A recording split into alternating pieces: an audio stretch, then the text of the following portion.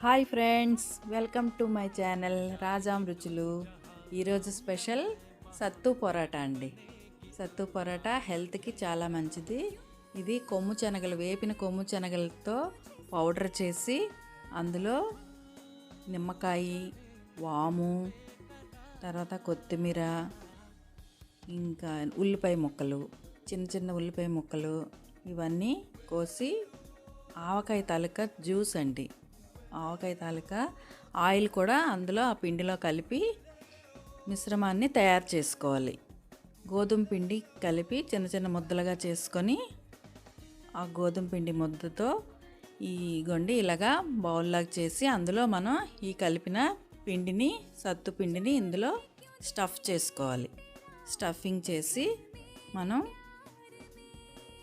పూర్తిగా కవర్ చేసుకొని ఈ ముద్దని మనం చపాతీలాగా రౌండ్గా పాముకొని కాల్చుకోవాలండి. ఇది హెల్త్కి చాలా మంచిదండి. సత్తు పరోటా సమ్మర్ కన్నా చలికాలంలో తింటే ఇంకా మంచిదండి. ఇగోండి, ఇలా చపాతీ చేసుకొని మనం పెనం మీద కాల్చుకోవాలి. ఇది బ్రేక్ఫాస్ట్, డిన్నర్లో కూడా తినచ్చండి.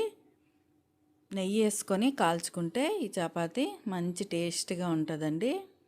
ఇందులో కంపల్సరీగా పికిల్ తాలూకా జ్యూస్ కానీ ఆయిల్ కానీ కలుపుకోవాలండి ఈ పిండిలో. అప్పుడు పరోటా మంచి టేస్ట్ వస్తుంది. ఇదిగోండి, పెనం వేడెక్కింది. చపాతీ వేసుకొని మనం స్లోలో కాల్చుకుంటే బాగా కాలుతుంది. కొంచెం కాలిన తర్వాత ఫ్లేమ్ని మనం హై చేసుకొని నెయ్యి వేసుకొని పరోటాని కాల్చుకోవాలండి.